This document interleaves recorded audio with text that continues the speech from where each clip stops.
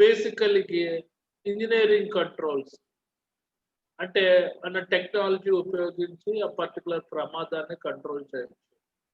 Second one is administrative controls. What is the meaning of the administrative controls అంటే పరిపాలన దక్షత ఉపయోగించి ఆ పర్టికులర్ ప్రమాదాలు కంట్రోల్ చేయొచ్చు.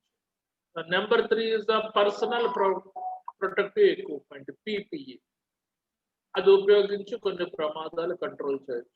తర్వాత safety education and training. Already IS 101 లో చెప్పాను. Legislative requirements for safety education and training. ఆ ప్రకారంగా కూడా కొన్ని హజార్డ్స్ యాక్సిడెంట్స్ కంట్రోల్ చేయొచ్చు. Enforcement according to the IS 105 standards ప్రకారంగా మన నేషనల్ స్టాండర్డ్స్ కోడ్స్ అన్ని మీ ఇండస్ట్రీస్ లో అప్లికబుల్ చేస్తే there will be 0% accident. Something enthusiasm అంటే ఉత్సాహం చూపించడం ద్వారా. తర్వాత ఎవాల్యుయేషన్స్ అంటే విశ్లేషించి విశదీకరించడం. ఇప్పుడు నేను చెప్తున్నాను కదా, work place inspections, job safety analysis, accident and incident investigations, safety audits will comes under this particular evaluations లో వస్తాయి. విశ్లేషించి విశదీకరించడంలో వస్తాయి. ఈ ఎన్ఫోర్స్మెంట్ అంతా according to the IS 105 standards ప్రకారంగా వస్తాయి. మీరు ఇలాగైనా రాసుకోవచ్చు, లేకపోతే ఇంకో రకంగా ఇచ్చాడు. ఏంటి ఇలాగా. ఇప్పుడు అడ్మినిస్ట్రేటివ్ కంట్రోల్ PPE కలిపి ఇంజనీరింగ్ అని పెట్టిస్తాడు. అన్ని ఈ ఫార్మ్స్ లో ఉండేటట్టు engineering, education, enforcement, enthusiasm, evaluation ఇలాగైనా మీరు రాసుకోవచ్చు. Okay, these are also controlling measures. అంటే మన బుక్ స్టాండర్డ్స్ లో ఇలాగుంది, నేను ప్రిపేర్ చేసిన విధంగా ఇలాగుంది అనమాట. అంతే. ఇందులో స్పెసిఫిక్ గా ఇంజనీరింగ్ కంట్రోల్ ఒక్కటే 10 మార్క్స్ కింద అడగడానికి అవకాశం ఉంది. స్పెసిఫికల్లీ ఇంజనీరింగ్ కంట్రోల్స్ 10 మార్క్స్ అడగడానికి అవకాశం ఉంది. Administrative or management controls are specifically asked in 10 marks. అంటే వీటిలో ఉండే పాయింట్స్ ఇంకా మీరు డెలిబరేట్ చేయాలి. ఓకే, ఇవి okay. Coming to the engineering controls. What are the engineering controls అంటే టెక్నాలజీ, మన సాంకేతికత ఉపయోగించడం. Engineering controls should be used first. అంటే ఫస్ట్ ఇంజనీరింగ్ కంట్రోల్స్ ఉపయోగించాలి. If possible they provide the highest degree of the control because they eliminate or control the hazard at source. First engineering controls apply చేయడం వల్ల ఆ సంభావ్య ప్రమాదం యొక్క మూలాన్ని నాశనం చేయొచ్చు. ఇది హైయెస్ట్ డిగ్రీ అన్నమాట, ఎక్కువ ప్రమాణం కలిగినవి. దేంట్లో ఆ పర్టికులర్ హజార్డ్స్ కంట్రోల్ మెజర్స్ లో engineering controls are very important అని అంటాడు. సారీ. ఈ use of the engineering controls include, engineering controls లో ఏమేమి ఉంటాయి? A elimination, B substitution, C redesign, D isolation, E automation, F barriers, G absorption, H dilution. ఇలాగా first sub points రాయండి. What is the meaning of the elimination అంటే తీసివేసేయడం. Completely removing the hazardous job, tool, process, machine or substance. అంటే elimination అంటే ఆ particular activity మరీ ప్రమాదకరంగా ఉంది, ఆ పర్టికులర్ యంత్రం మరీ ప్రమాదకరంగా బిహేవ్ చేస్తుంది, ఆ పర్టికులర్ సబ్స్టెన్స్ ప్రమాదకరంగా ఉంది అనుకుంటే పూర్తిగా ఎలిమినేషన్ చేశాడు, తీసిపడ్డాడు. ఇంకో పాయింట్ 2 పాయింట్లు జనరేట్ చేయండి ఎలిమినేషన్స్. ఓకే, మళ్ళీ చెప్తున్నాను, ఎలిమినేషన్ అంటే తీసిపడేయడం. కంప్లీట్లీ రిమూవింగ్ హజార్డస్ జాబ్ అంటే ప్రమాదకరమైన జాబ్ తొలగించాలి, ప్రమాదకరమైన పనిముట్టుని తొలగించాలి, ప్రమాదకరమైన ప్రాసెస్ తొలగించాలి, ప్రమాదకరమైన యంత్రాన్ని తొలగించాలి, ప్రమాదకరమైన పదార్థాన్ని తొలగించాలి. సెకండ్, సబ్స్టిట్యూషన్ అంటే ప్రత్యామ్నాయం.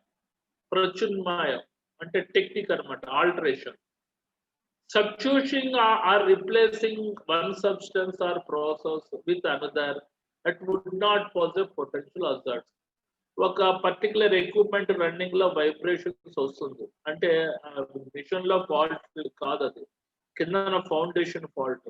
వైబ్రేషన్స్ వస్తుందంటే దాన్ని ఆ మిషన్ ని తీసి పక్కన పెట్టి మళ్ళీ ఫౌండేషన్ పగలగొట్టి కొత్త ఫౌండేషన్ వేసి సరిగ్గా యాంకరింగ్ బోర్డులు వేసి కూర్చోబెట్టే ఉంటే మళ్ళీ రన్నింగ్ లో వైబ్రేషన్స్ రాదు. ఆ రకంగా తక్కువ ఖర్చుతో అవుతుంది. ప్లస్ ఒక వ్యక్తి ఒక టాస్క్ చేయడానికి భయపడుతున్నాడు, అతను సెమీ స్కిల్డ్, అతన్ని తీసేసి ఆ ప్లేస్ లో కొత్త కాంపిటెంట్ పర్సన్ ని పెట్టామనుకోండి, it should be nothing but substitution. Okay, అదనమాట. Substituting or replacing one substance or process with another that would not pose a potential hazard. ఇప్పుడు సపోజ్ ప్రమాదకరమైన పదార్థాలు హజార్డస్ కెమికల్స్ తోటి యాక్టివిటీస్ చేస్తున్నారు. హజార్డస్ కెమికల్స్ 4 రకాలుగా వర్గీకరించారు. అందులో నెంబరింగ్ ఉంటుంది, 0, 1, 2, 3, 4 అని. 4, 3, 2 అన్నవి హజార్డస్ కెమికల్స్. అలాంటి కెమికల్స్ నెంబరింగ్ ఎలిమినేట్ చేసి 0, 1, 2 కెమికల్స్ తోటి మీరు రీప్లేస్ చేసి ప్రయోగాలు చేయడానికి అనుమతినిచ్చారనుకోండి, ఏ రకమైన ప్రమాదాలు ఉంటాయి. ఆ రకంగా సబ్స్టిట్యూషన్ టెక్నిక్ ఎప్పుడు వాడుతూ ఉంటారు. తర్వాత రీడిజైన్, తిరిగి రూపకల్పన చేయడం. Hazards can be often engineering out through the redesign of the work site, work process or jobs. అంటే ఏంటమ్మా, సపోజ్ ఒక రెడ్డి ల్యాబొరేటరీస్ అనేవాడు ఎక్స్పాన్షన్ చేశాడు 200 crores పెట్టి.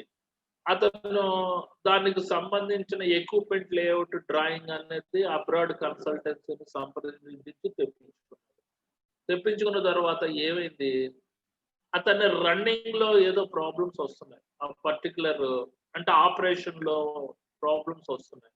అప్పుడు ఏంటి, మీరు రీడిజైన్ చేయాలి. అదేంటే దాన్ని ఇంజనీరింగ్ అవుట్ ద్వారా పర్టికులర్ ప్లాంట్ ని షట్ డౌన్ చేసేసి దానికి సంబంధించిన ప్రాసెసింగ్ ఎక్విప్మెంట్స్ లో మార్పులు చేర్పులు చేశారనుకోండి, హజార్డ్స్ అంటే సంభావ్య ప్రమాదాలు కొద్దిగా తగ్గుతాయి. ఆ రకంగా రీడిజైన్ చేయడం. దీనికి రిలేటెడ్ గా 1, 2, 3 పాయింట్స్ మీరు జనరేట్ చేయాలి. ఇది ఓన్లీ నేను డెఫినేషన్ ఇచ్చాను చూడండి, ఎలిమినేషన్ కి డెఫినేషన్, సబ్స్టిట్యూషన్ కి, రీడిజైన్ కి ఓన్లీ డెఫినేషన్స్ మాత్రమే ఇచ్చాను. ఓకే, ఇది hazards can be often be engineering out through the redesign of the work site, work process and job. అంటే తిరిగి రూపకల్పన చేయడం, ఆ ప్రమాదకరమైన వర్క్ సైట్ ని తిరిగి రూపకల్పన చేయడం, ఆ పని యొక్క ప్రక్రియని తిరిగి రూపకల్పన చేయడం, అండ్ పర్టికులర్ హజార్డస్ టాస్క్ ని తిరిగి రూపకల్పన చేయడం.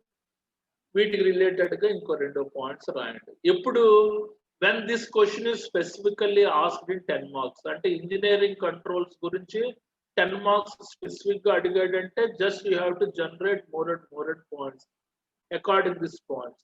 ఇవి ఓన్లీ ఎడిటింగ్స్ కింద ఉపయోగపడతాయి. తర్వాత ఐసోలేషన్ అంటే ఏంటి, ఒంటరి చేయడం. Hazards can be often isolated through containment or enclosures.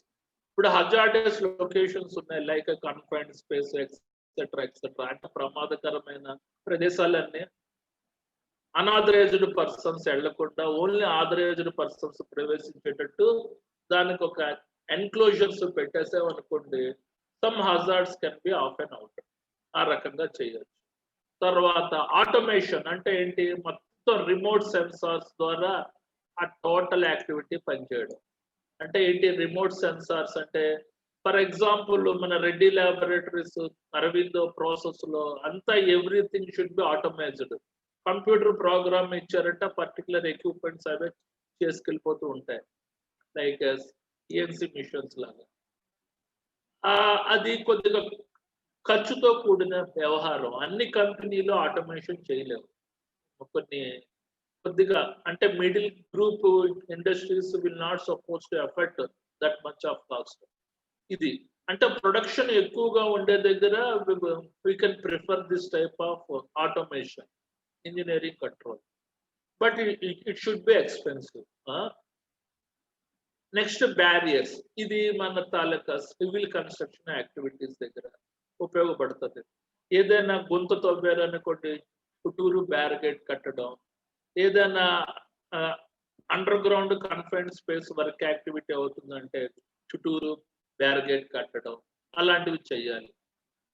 Some hazards can be blocked or barricaded. The further barrier keeps the hazards away from the workers. The most effective it is. అంటే ఇలాగ బ్యారిగేడ్ కట్టడం అన్నది అద్భుతమైన process అన్నమాట. అంటే అంటే తక్కువ ఖర్చుతో కూడింది. Suppose civil constructions, underground cleaning activities జరుగుతున్న దగ్గర ఒక బ్యారిగేడ్ కట్టి ఒక సేఫ్టీ సైన్ పెట్టారనుకోండి, అందరికీ అర్థం అవుతుంది. అది అనాథరైజ్డ్ ప్లేస్, ఎవ్వరూ వెళ్ళకూడదు. రైట్. ఇప్పుడు చూడండి, హైవే పక్కన మనకి ప్రాజెక్ట్స్ అవుతున్నాయి. ఇప్పుడు రోడ్స్ ఎక్స్పాన్షన్ చేస్తున్నారు. అక్కడ చక్కగా బ్యారిగేడ్ కడుతున్నారు, గమనించండి. అదైన తర్వాత అబ్సార్ప్షన్ అంటే ఏంటి? సంగ్రహించాడు. Engineering controls that would absorb the hazards such as the baffles that block or absorb the noise.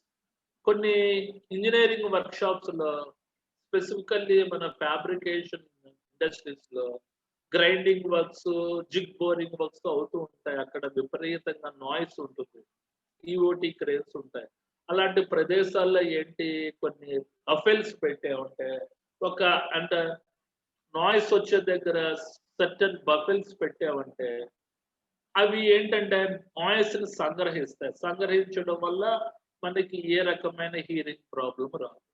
ఈ రకంగా అబ్సార్ప్షన్ టెక్నిక్స్ కూడా one of the engineering control. అదైన తర్వాత dilution. What is the meaning of the dilution? Particular activity యొక్క సాంద్రతను తగ్గించడం. అంటే whenever you suppose to use any chemicals, some అంటే తక్కువ హజార్డస్ కెమికల్స్ ని ఉపయోగించడం వల్ల ఏ రకమైన ప్రమాదం ఉండదు అని అంటారు. ఇవన్నీ ఏంటి? Engineering controls. ఇంజనీరింగ్ కంట్రోల్స్ లో ఎన్ని ఉన్నాయి? సబ్ పాయింట్స్, ఎలిమినేషన్ అని రాసి ఇది రాయండి. డెఫినేషన్ స్పెసిఫిక్ గా ఇంకో 2 పాయింట్స్ రాయండి. వెన్ ఎప్పుడు ఇంజనీరింగ్ కంట్రోల్స్ అనేది 10 మార్క్స్ కి అడిగినప్పుడు మాత్రం. మామూలుగా జనరల్ గా అయితే ఈ పాయింట్స్ సబ్స్టిట్యూషన్, రీడిజైన్ చాలా ఇంపార్టెంట్ ఇవి. తర్వాత isolation, automation, barriers, absorption, dilution. ఇది స్పెసిఫిక్ గా 10 మార్క్స్ అడిగితే ఇంకొన్ని పాయింట్స్ మీరు జనరేట్ చేయాలి. నేను ఓన్లీ డెఫినేషన్స్ ఇచ్చాను. అదైన తర్వాత administrative controls. Administrative or management controls అని అంటారు. What is the meaning of the administrative controls? పరిపాలన దక్షత ఉపయోగించడం. ఎలాగ ఉపయోగిస్తారు? If engineering controls are not feasible on practical. అంటే ఇప్పుడు ఇంజనీరింగ్ కంట్రోల్స్ అన్నది ప్రైమరీ, అది ఉపయోగించాలి స్టార్టింగ్. అవి ఆచరణకి వీలు కాని పరిస్థితుల్లో ఉన్నప్పుడు then administrative control are the next approach for controlling hazard. అంటే పరిపాలన దక్షత అన్నది అప్పుడు వస్తుంది. అర్థమైందా? First priority engineering controls, second priority administrative controls. The use of the administrative controls include but are not limited to. అంటే అడ్మినిస్ట్రేటివ్ కంట్రోల్స్ ఎన్ని రకాలుగా ఉంటాయి అన్నది చెప్తున్నాడు. ఇందులో ఏంటి? Administrative controls planning and communication. అంటే సరైన ప్రణాళిక ఇచ్చుకోవడం, వర్కర్స్ మధ్యలో, మేనేజ్మెంట్ వర్కర్స్ మధ్యలో, ఎంప్లాయీస్ మధ్యలో సరైన సమాచారం ఉండడం. దేని గురించి? ఆ పర్టికులర్ హజార్డ్ ని ఏ రకంగా కంట్రోల్ చేయాలి అన్న విషయం. ప్లానింగ్ అండ్ కమ్యూనికేషన్ అంటే ప్రణాళిక మరియు కమ్యూనికేషన్. దీని రిలేటెడ్ గా 2-3 పాయింట్స్ రాయండి. When if this question is particularly asked in 10 marks. Client safe work permit. అసలు ఆ పని అనుమతి పత్రం ప్రకారంగా ఆ పర్టికులర్ సేఫ్ వర్క్ పర్మిట్ లో అంశాలకు